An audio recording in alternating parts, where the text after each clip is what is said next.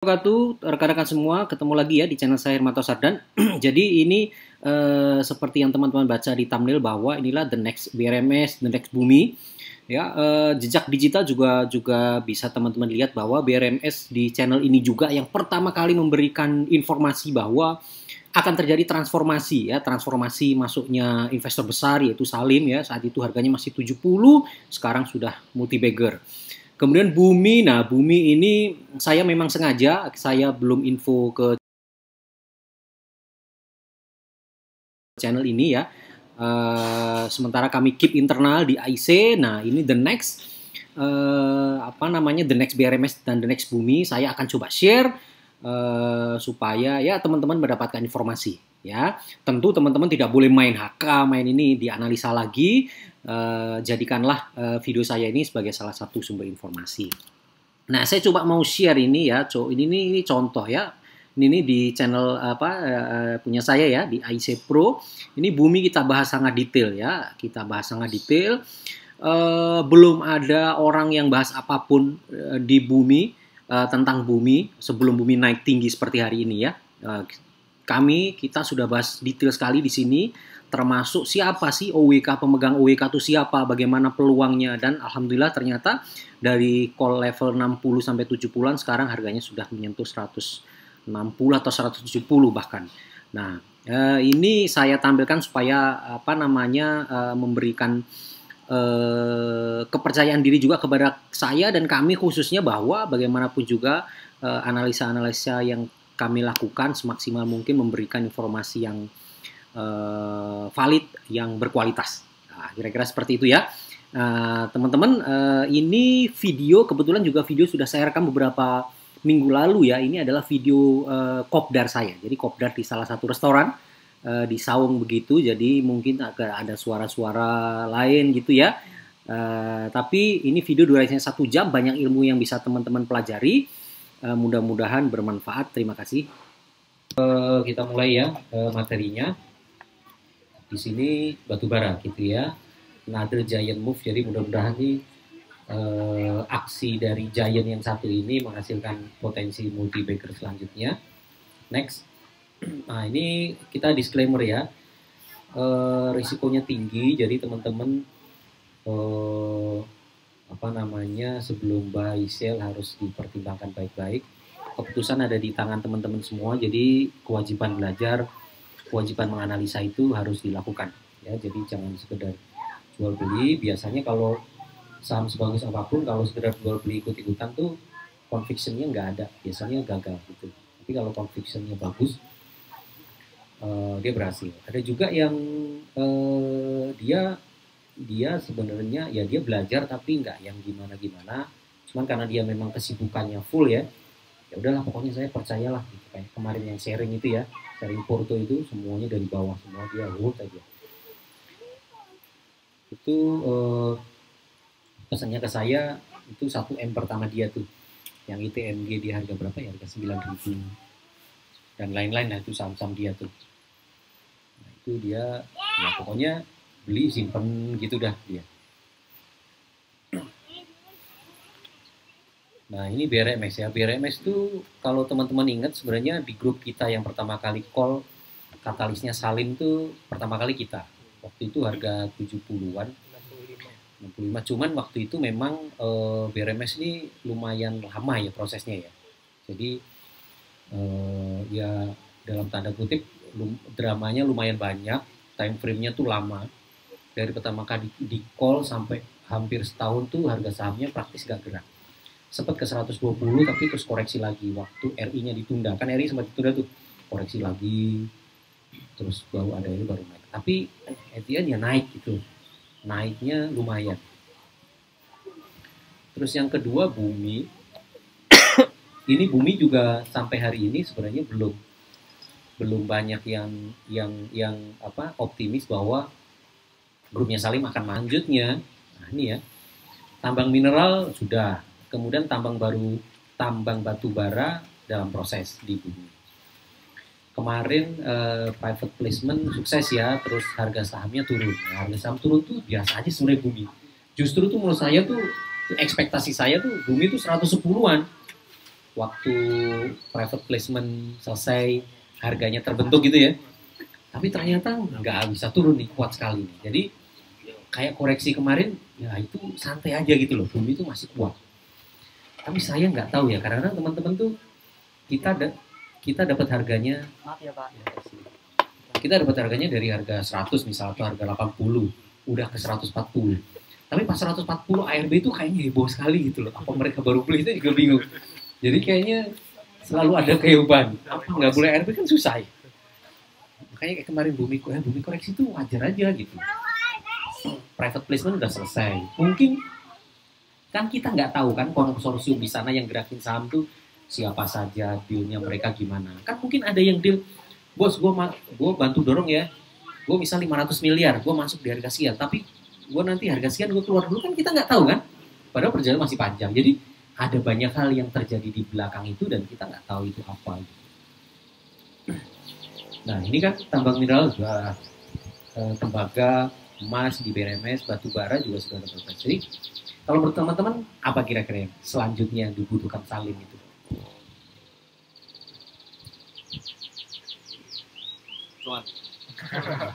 Enggak, ini nih maksudnya terkait bisnis-bisnis ini loh. Kan dia tambang tambang mineral udah, emas udah, batu bara udah. Kira-kira yang mau dicaplok lagi apa? Supaya komplit, maksudnya supaya terintegrate menjadi sebuah bisnis buat dia gitu. Karena ini nyambung gitu.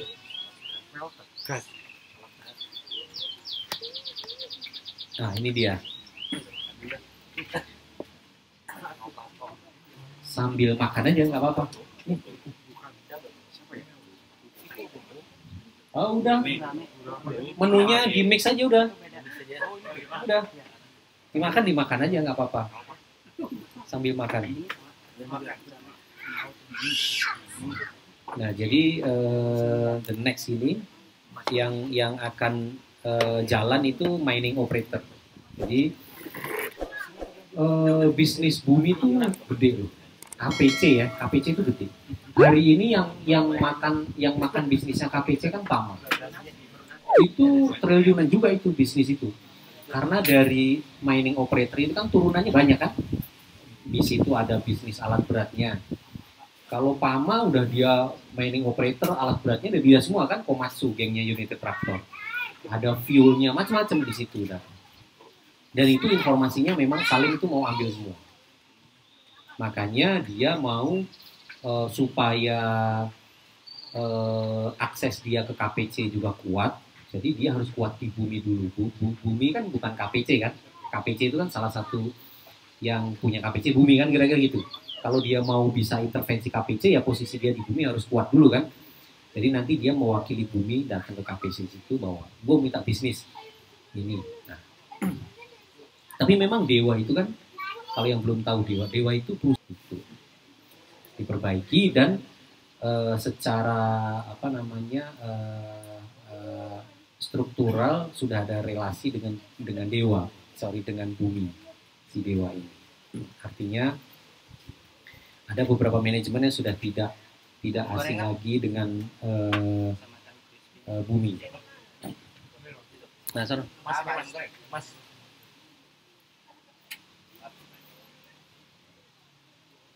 Nah, ini kalau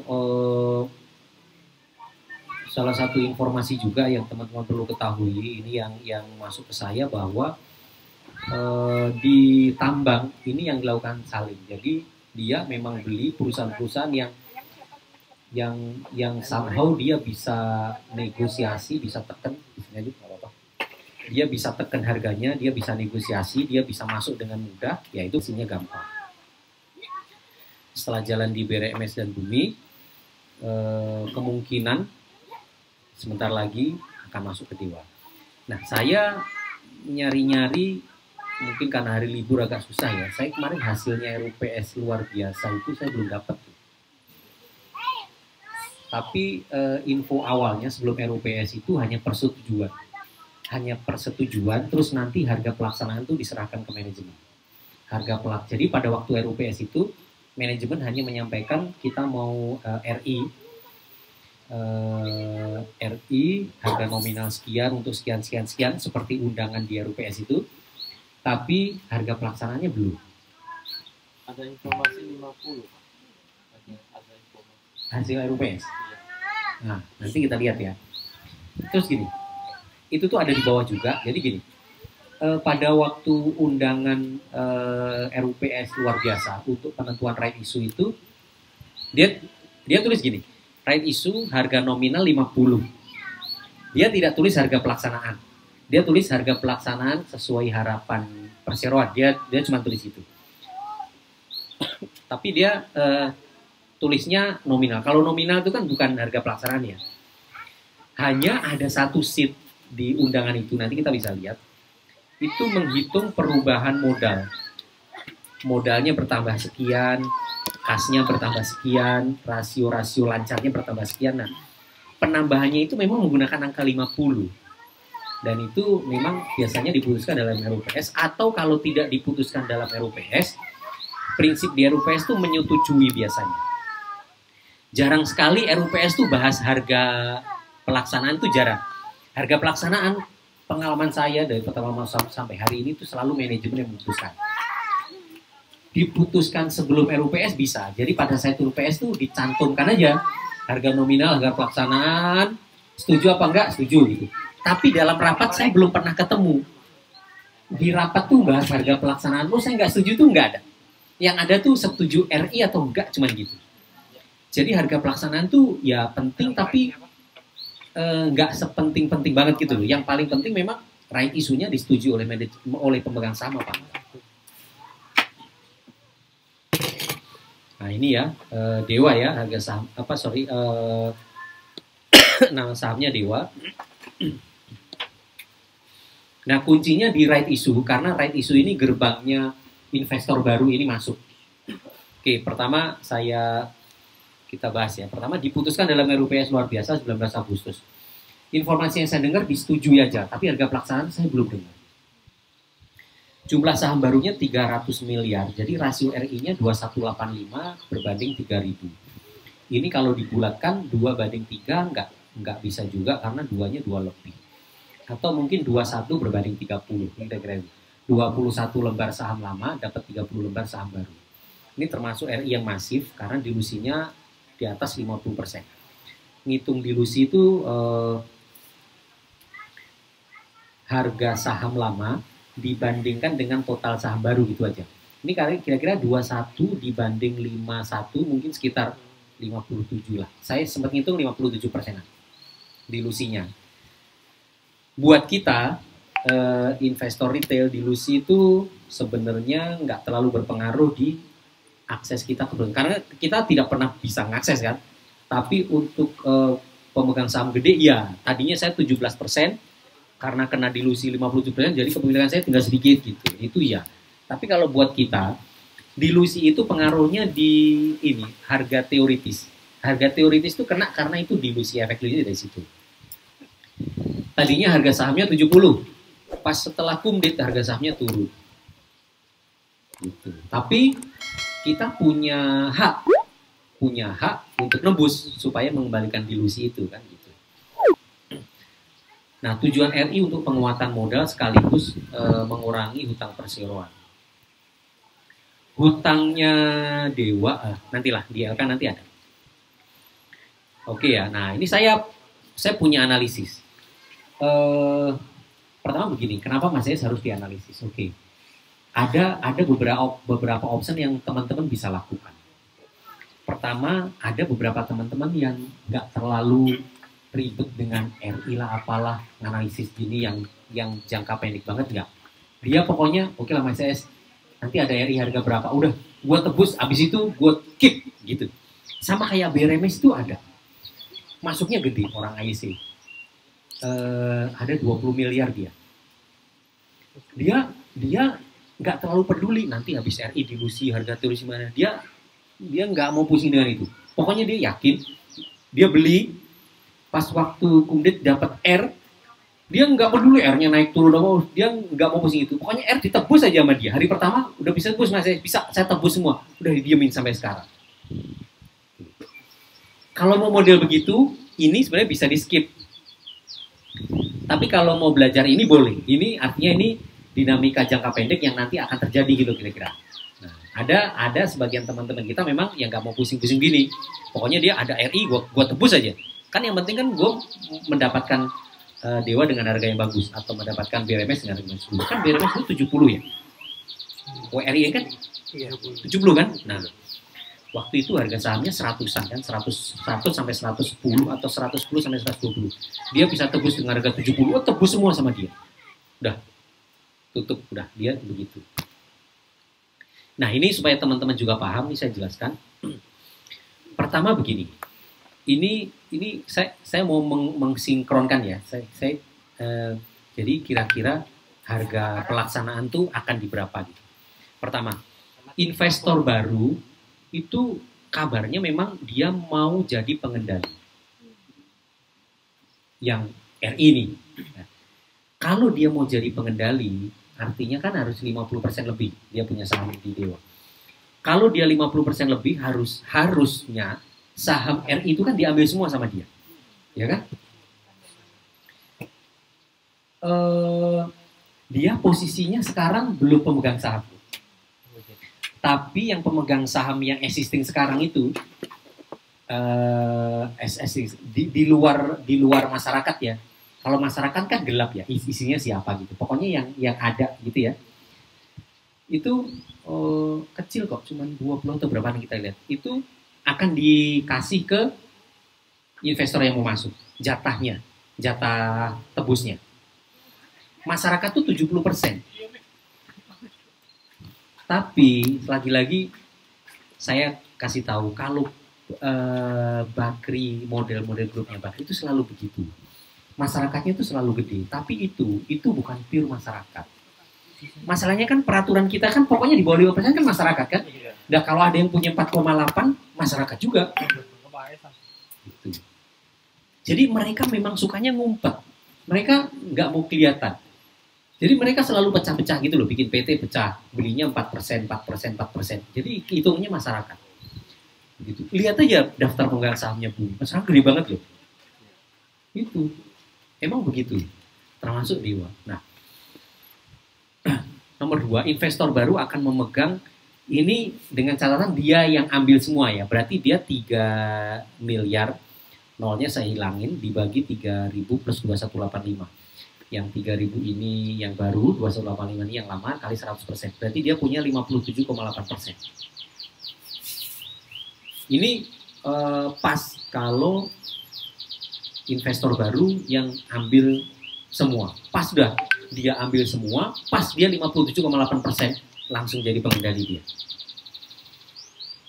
Kalau pengendalinya lewat RI tidak ada tender offer.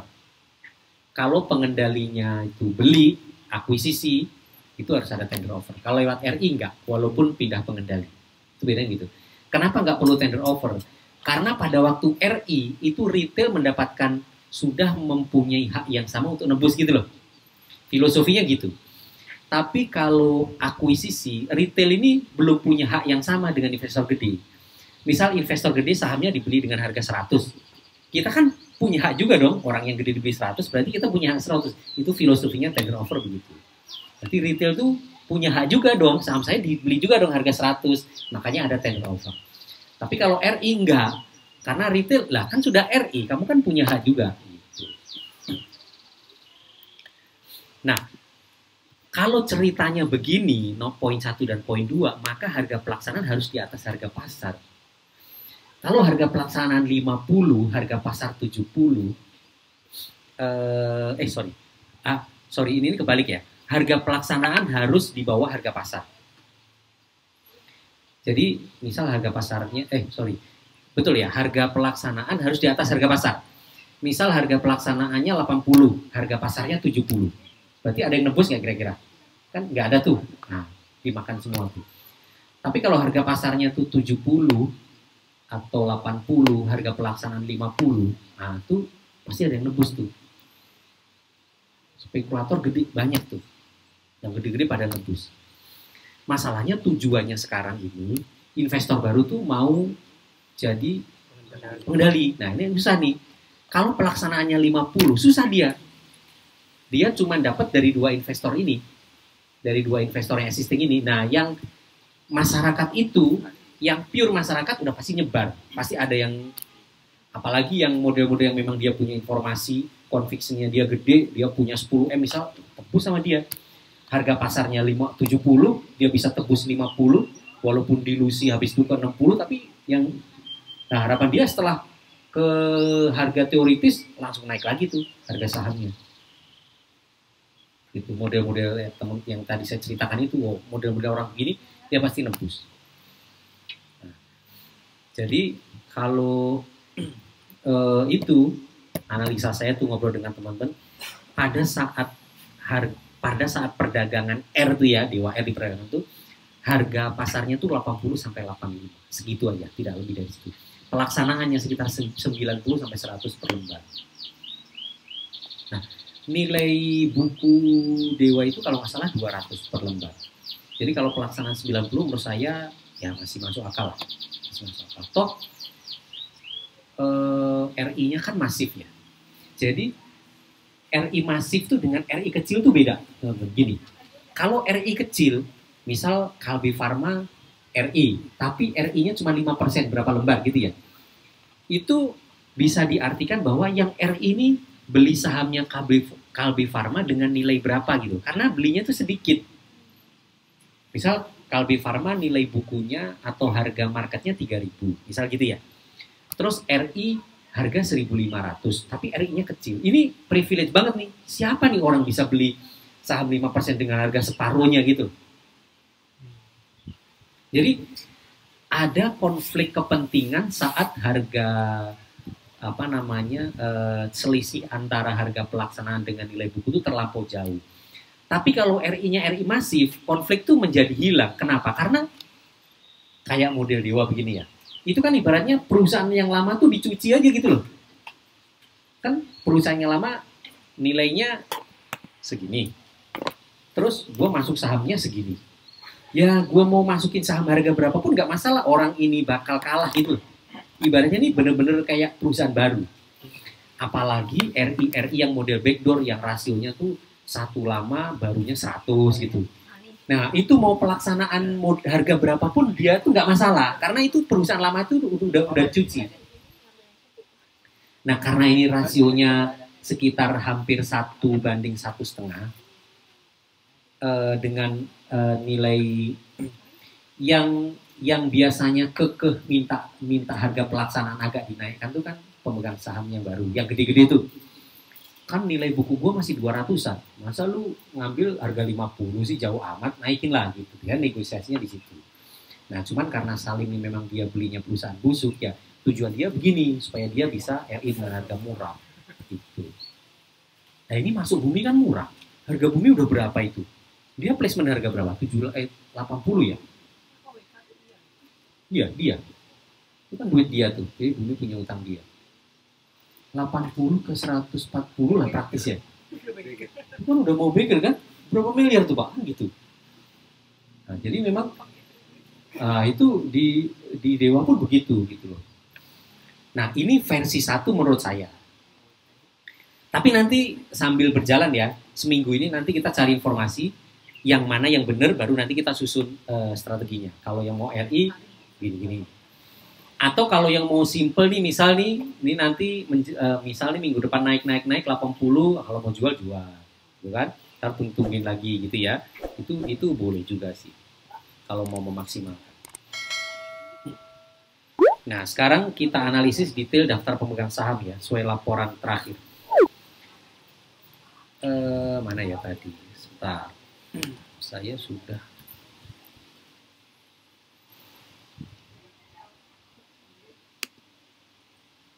Sebentar.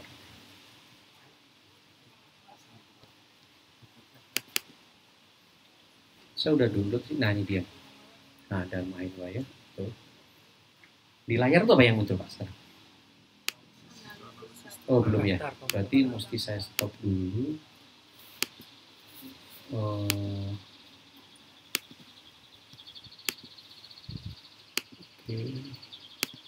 Nah, ini daftar pemegang saham ya.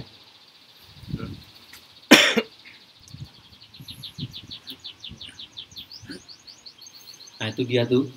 Pemodal asing 30%. 30%, pemodal lokal 69, 70 lah ya kira-kira ya. 30 dan 70 misal gitu ya. Asingnya 30. Nah, 30 tuh akan diambil oleh investor baru semua tuh Pak. 30% tuh. Fix.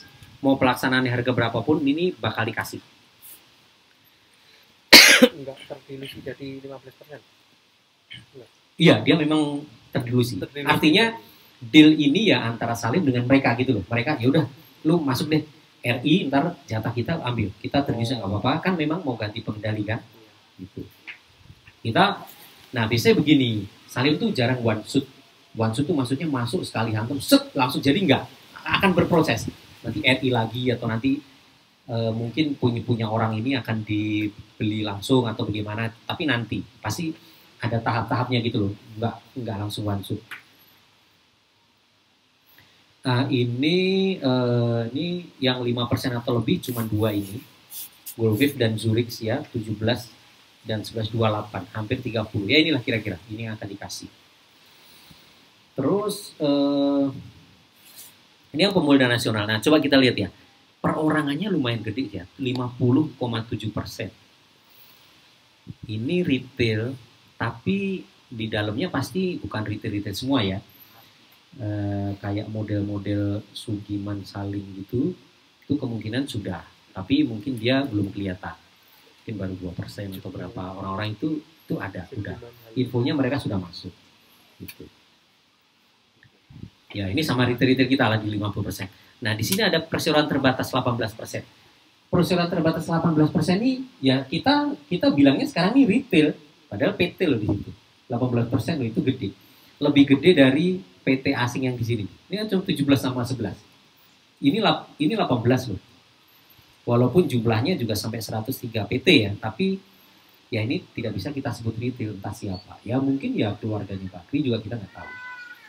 Yang pasti sampai dia belum 5% ya namanya nggak kelihatan. Nah, jadi kira-kira memang kalau kita bilang retail yang retail murni ya ini 50,7. Oke ya, sekarang kita lihat lagi itu posisinya. Saya kembali ke yang tadi.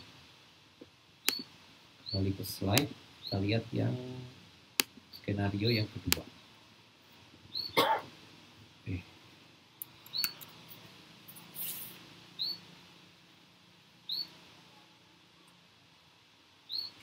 Nah, ini analisis harga pelaksanaan yang versi 2. Versi 2-nya begini. Ini saya dapat dari bukan prospektus, dari undangan ini, undangan RUPS luar biasa. Nah, ini teman-teman lihat. Ada keterangan, ada sebelum penambahan modal, sebelum RI maksudnya, ada dampak, ada sesudah penambahan modal. Dampak tuh maksudnya setelah RI itu dampaknya apa sih? Dampaknya kasnya bertambah 100 juta, gitu ya. Aset lancarnya bertambah 100 juta. Kalau kas bertambah berarti aset lancar bertambah, karena di akunting tuh isinya aset lancar kan kas ya. Terus asetnya bertambah. Nah ini kan dari kas naik menjadi aset lancar, naik menjadi aset. Ini sebenarnya ini satu rangkaian aja sih. Kemudian ekuitasnya naik karena RI di jurnalnya itu kalau di akuntansi itu yang di debit itu kas, yang di kredit itu ekuitas. Jadi ekuitasnya bertambah, kasnya bertambah. Masing-masing 100 juta US. Ini saya potong di sini. Ini kalau teman-teman baca full di atasnya gitu dia ada asumsi menggunakan USD 15.000. Jadi ini kalau saya kali 15.000 itu hasilnya memang persis harganya itu 50 rupiah kali 30 miliar lembar dikali 5 dibagi 15.000 itu hasilnya 100 juta US. Nah,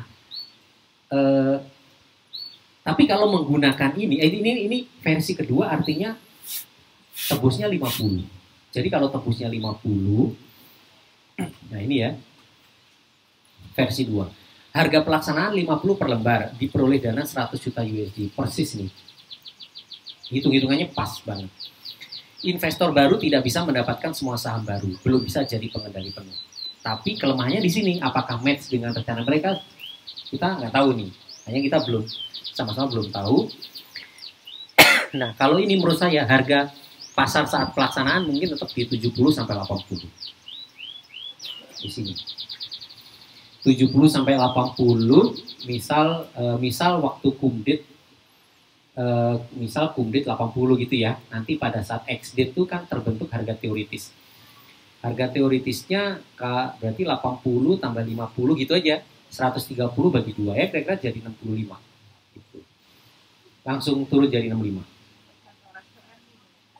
Iya, ya rasionya 2:3 ya. Berarti 3, 50. Mungkin 60 lah.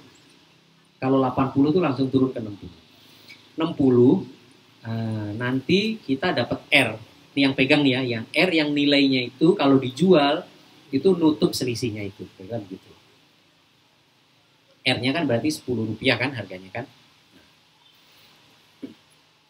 Jadi kira-kira begitu, tapi ini investor baru jadi tidak mendapatkan semua saham baru. Belum bisa jadi pengendali penuh.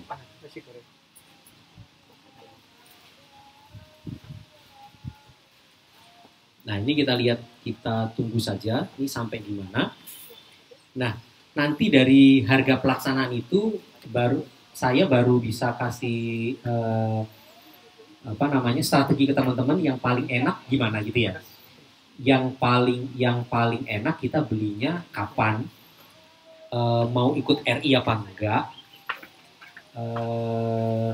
atau seperti apa kira-kira begitu. Itu subjek tuh harga pelaksanaan. Jadi yang paling pas lah supaya teman-teman juga memulai di harga paling pas. Ekstrimnya misal, oke deh, misal nih kita udah ketemu, terus harga sahamnya ke 80 udah deh.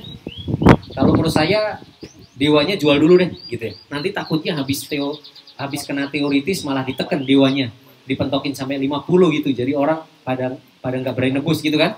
Ya udah, jual dulu pas 50 baru kita beli R-nya Rp1, kita tebus ke 50. Karena at the end ini saham pasti diangkat. Tinggal kita strategi kita aja, kita bisa dapetin di harga berapa itu. Tapi trennya menurut saya minggu depan kayaknya bisa break 80, di atas 80 lah bisa. Ya kayak kemarin kan sebenarnya udah sempat 80 ya, kan kemarin udah 80 ya. Gara-gara marketnya kan turun ya, bumi koreksi, dia juga sempat ketarik-tarik turun, marketnya juga turun.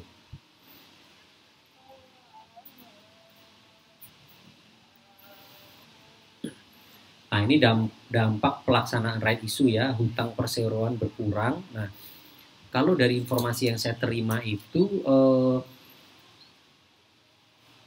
tidak semua digunakan untuk bayar hutang, tapi hutangnya pasti dikurangi. Karena itu hutang juga sebagian besar juga dari gengnya Salim juga hutangnya itu. Jadi beberapa akan ditutup hutangnya. Rasio leverage membaik. Leverage itu maksudnya debt to equity ratio di IR itu pasti membaik. Tadinya 1 kali, misal setelah ada ini mungkin tinggal 0,5 kali, artinya sehat. Ya pasti gini lah, karakter-karakter saham yang memang Salim sudah masuk, sudah pasti harusnya pelan-pelan membaik sehat. Nah terus begini, saya ada pertanyaan atau waktu itu ada diskusi di grup ya, kenapa sih Salim kok nggak terbuka aja gitu ya? Kan enak tuh orang beli, jadi sahamnya naik, kan dia juga untung gitu ya. Jadi memang semata-mata bukan itu. Kan Salim itu kan di Indonesia, terlalu sensitif. Ada berita, wah tambang emas terbesar di Indonesia, di rasionya membaik, rasio modal tuh banyak. Contohnya PBV juga, kalau modalnya naik, PBV-nya pasti turun. Jadi kalau misal dengan bertambahnya modal, bagus lah. Uang kasnya juga bertambah, rasio lancar ini, rasio lancar, kemampuan membayar hutang juga naik. Biasanya yang begini ini akan diatur supaya ke depan mereka lancar kalau mau refinancing lagi, mau nyari pinjaman lagi, mau terbitkan obligasi, biasanya hal begini mesti diperbaiki dulu. Tapi kira-kira seperti itu ya. Itu ini kita lihat utangnya Dewa tuh ini yang saya highlight ini.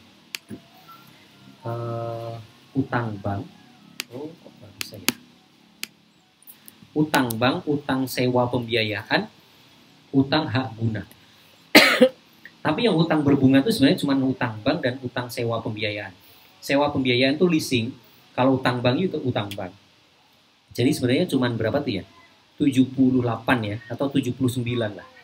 79 juta. Kalau RI-nya harga 50, dapatnya 100 juta. Itu udah berlebih sebenarnya. Tapi kalau RI-nya harga 100, dapatnya 200 juta tuh. Kalau RI-nya harga 80 ya, artinya sebenarnya utang ini udah bisa. Utang aset hak guna tuh beda. Jadi begini, pada PSAK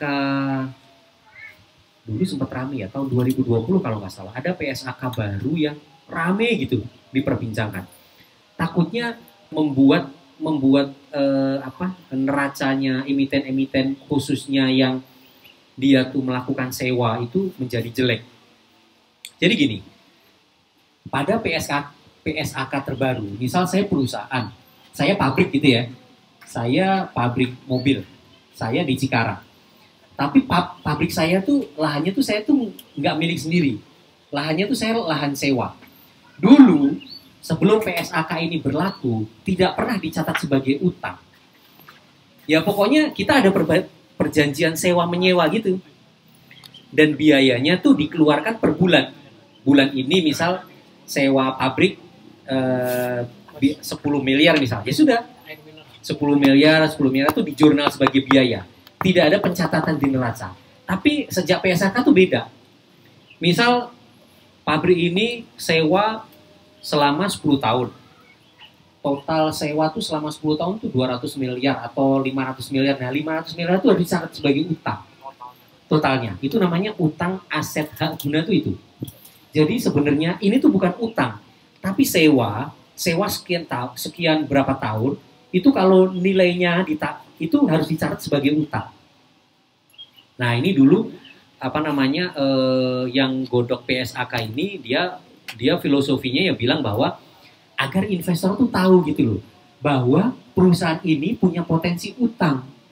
Karena kan sudah terlanjur tanda tangan sewa kan selama 10 tahun, berarti Anda tuh sebenarnya sudah berhutang sama orang. Gitu. Makanya syarat sebagai utang.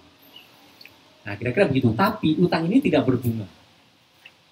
Jadi sebenarnya yang utang yang berat itu kan utang yang berbunga. Kalau utang nggak berbunga kan tiap bulan nggak perlu keluarkan biaya kan.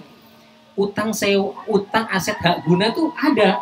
Dia ada biaya bunga aset hak sewa, namanya menjadi biaya bunga, tapi sebenarnya itu ya biaya yang per bulan gitu, hanya beda aja.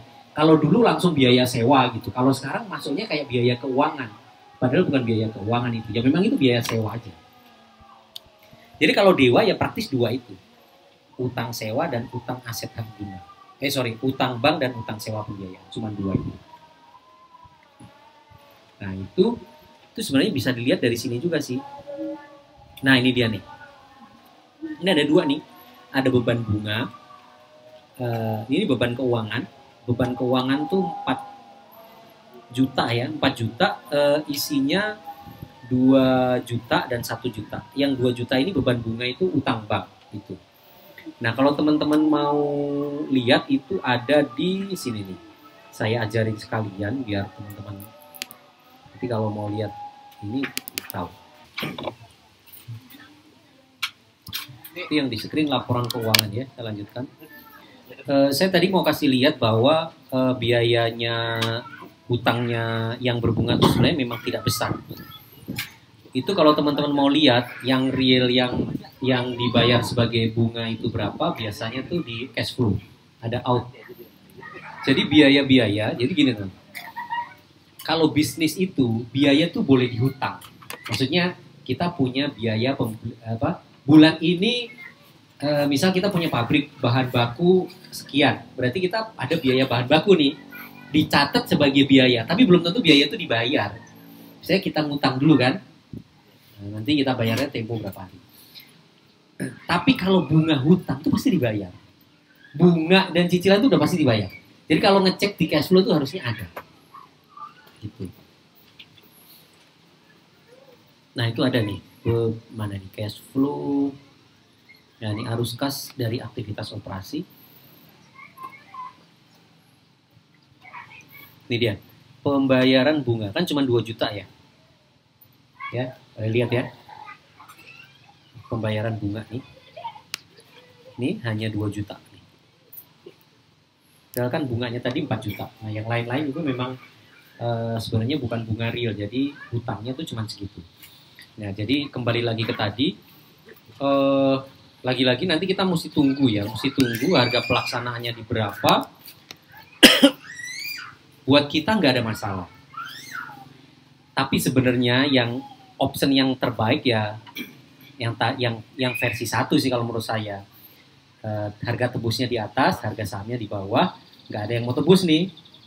Kadang-kadang kan, wah RI-nya harganya atas, bisa naik nggak nih harga sahamnya? Ya enggak. Kalau si BHIT itu kan RI 172, tapi harga BHIT-nya cuma 70 kan sering begitu tuh. Jadi kalau harga tebusnya di atas, harga marketnya di bawah, misal harga tebus 90, marketnya 70 atau 80, pasti nggak ada yang tebus. Ngapain tebus? Beli di market aja banyak, tinggal beli. Supaya yang gede ini bisa tebus semua selesai. Atau di bawah. Nah, pokoknya kita mau versi 1, mau versi 2 nggak jadi masalah, tapi nanti strateginya berbeda. Nanti kita tunggu. Saya juga lagi nyari-nyari mulai hari Senin, coba saya cari.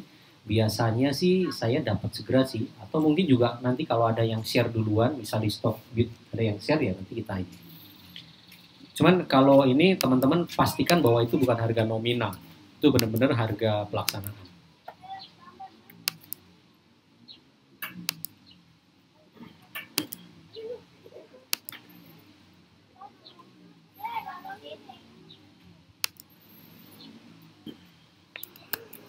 Oke ya, nah itu dia, itu tadi udah yang pertama ya. Yang pertama sudah.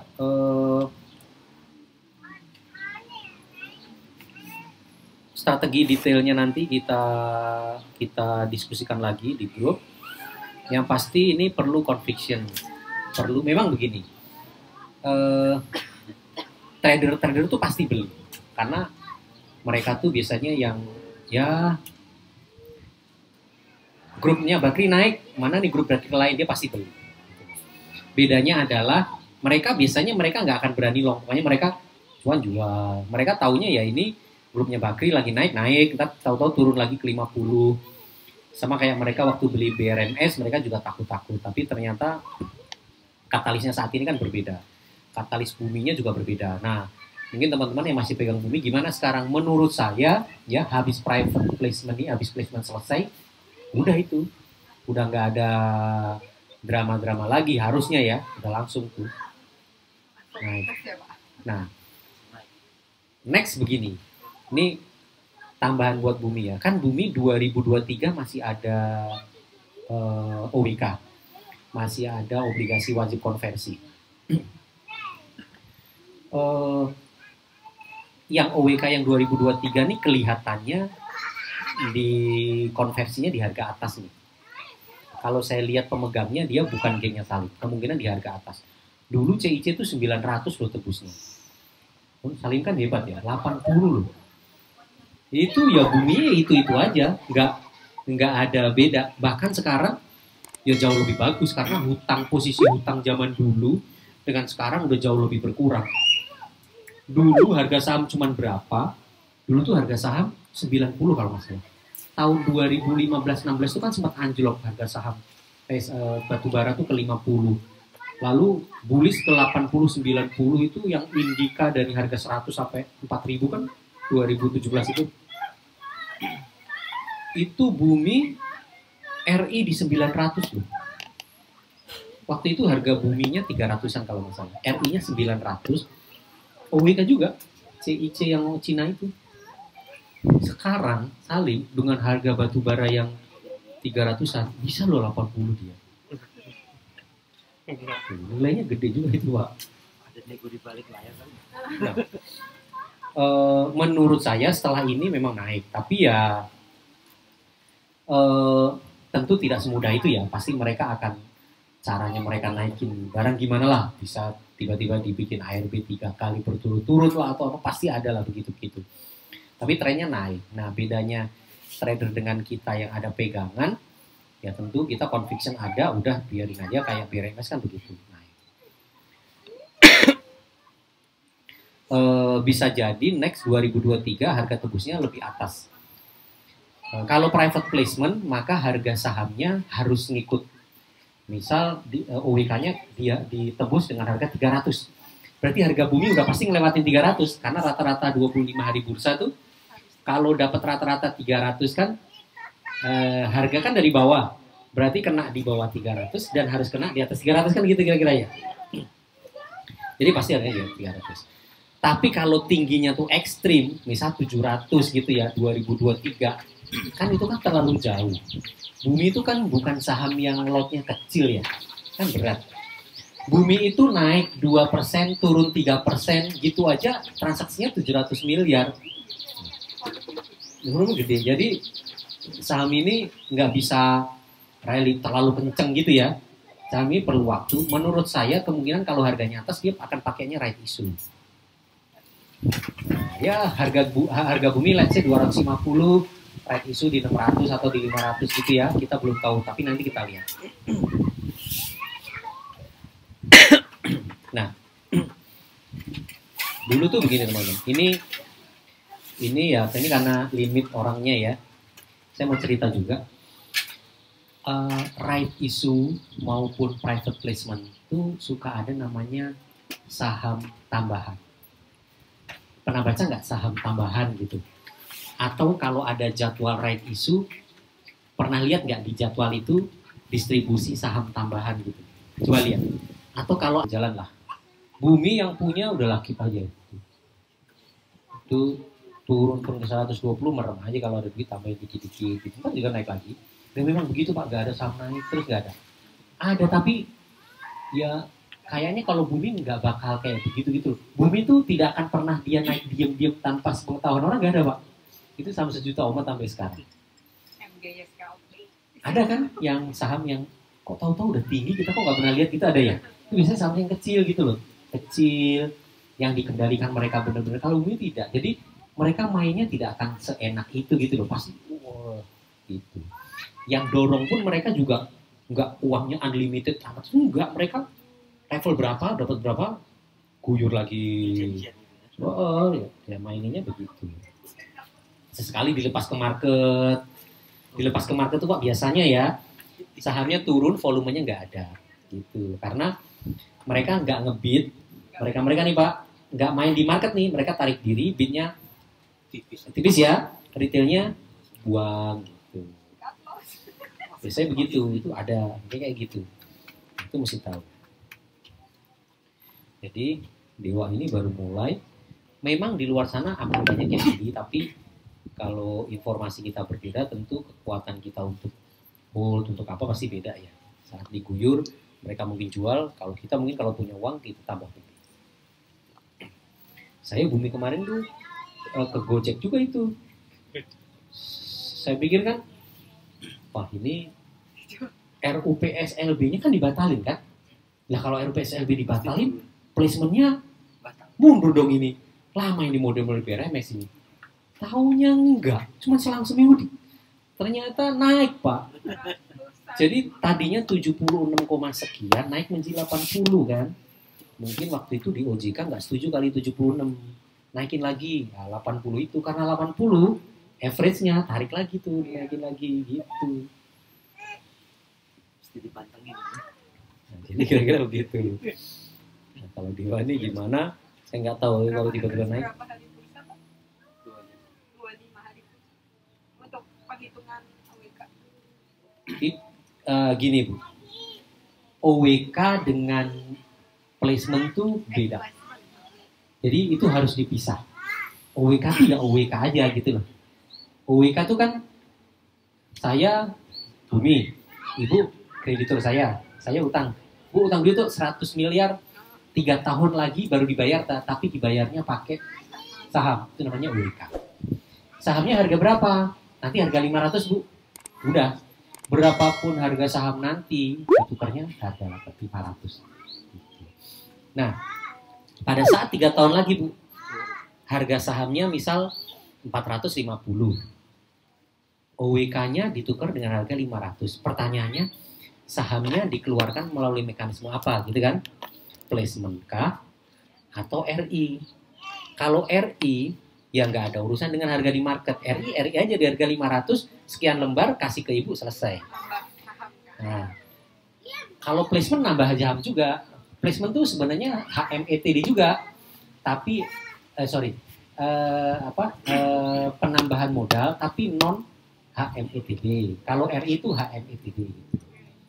Ada hak memesan efek terlebih dahulu itu buat retail. Kalau placement itu sebenarnya RI bu sama, tapi retail tuh nggak dikasih hak R gitu loh untuk nebus. Karena retail nggak dikasih hak untuk nebus, makanya dibikinlah aturan supaya ini fair. Karena retail nggak boleh nebus, maka kamu kalau placement harus di sekitar harga market supaya tidak merugikan retail. Gini, filosofinya tuh sebenarnya memberikan pesan retail kamu tuh boleh beli loh, sama seperti orang yang dapat placement. Kenapa? Karena harganya kan pernah lewat di situ selama 25 hari rata-rata tuh lewat di situ, kamu bisa beli gitu. 25 hari bursa di rata-rata penutupannya. Itulah kenapa harus 25 hari kerja. Itu filosofinya itu melindungi kepentingan minoritas, bahwa retail tuh harus punya hak untuk beli karena nggak dapat R gitu. Nah, jadi kira-kira begitu. Sekarang kita lanjut ya. Nah, terakhir pahami resikonya. Terus begini. Memang selama ini sumber informasinya orang yang sama. Selama ini valid. Bukan hanya soal bumi, banyak hal lah valid. Tapi tetap ada risikonya. Risiko tuh kan kita nggak tahu ya. Tiba-tiba si Salim dengan ininya ada masalah apa terus mundur kan kita juga nggak tahu kan. Jadi risiko tuh pasti ada, ya. Dan itu juga harus teman-teman pahami. Artinya bisa jadi tiba-tiba batal terus turun lagi ke 50, diam dulu sampai menunggu kepastian, itu risiko itu ada. Nah, gimana meminimalisir risiko itu ya? Tentu update informasi yang misal begini. Misal ternyata harga tebusnya 50 gitu ya. Terus misal market makernya atau mereka nih, geng mereka nih dalam tanda kutip sadis gitulah. Udah kan harga tebus kan 50. Ini kalau harga marketnya 70, gak kebagian barang nih kita, retail tebus nih. Harga marketnya hajar aja sekalian ke 50. Gitu. Bisa jadi kan? Nah, tapi buat kita yang tahu begini, kita kan bisa menganalisis kan, oh itu tujuannya begini loh. Tapi buat trader-trader di sana, dia enggak, udah selesai nih Dewa, selesai. Tidur nih di 50 sampai bertahun-tahun lagi gitu. Ini beda gitu loh. Nah, jadi risikonya tetap akan kita ikuti, tetap akan kita pantau sesuai perkembangannya. Ini nanti kalau saya udah dapat info, atau teman-teman dapat info, sampaikan aja, nanti kita bahas. Enaknya kita mau